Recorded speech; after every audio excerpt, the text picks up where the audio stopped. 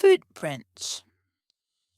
My mission colleague was a radio surveillance operator, and he did 13-hour shifts of intense listening through his headset.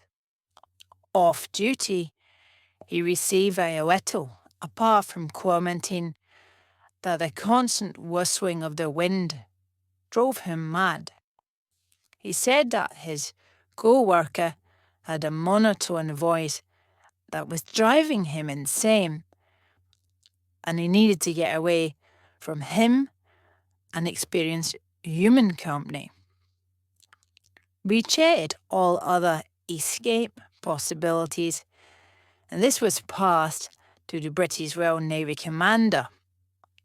We sailed out on a boat to avoid Widow Burgherson, who was positioned offshore off Devon Island. The top brass thought there was a possibility that the missing electronics officer may have been abducted by the enemy.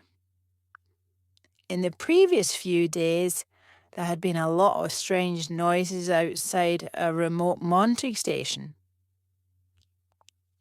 Rumblings from afar and flashing lights in the sky. As the resident meteorologist, I was expected to explain these phenomena, but I couldn't. I did have to put in a special report to RG5, however, for the record. They would use this at a subsequent court of inquiry. My colleague had walked for 4 miles into the wilderness. He wasn't lost. His steady step, with uneven pace, showed he had intent or purpose. Lost people walked around in white circles. He knew what he was doing, but where was he heading? His footprints in the snow came to an abrupt end. He was never seen again. No body was ever found. It was difficult weather conditions for this kind of operation, with the blinding snow and therefore winds. Despite this, rescue vehicles were fueled up and a team searched the area where the man had left his footprints due nowhere.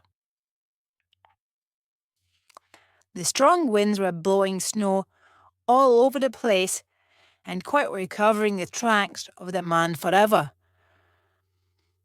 And the searchers were now endangering their own lives.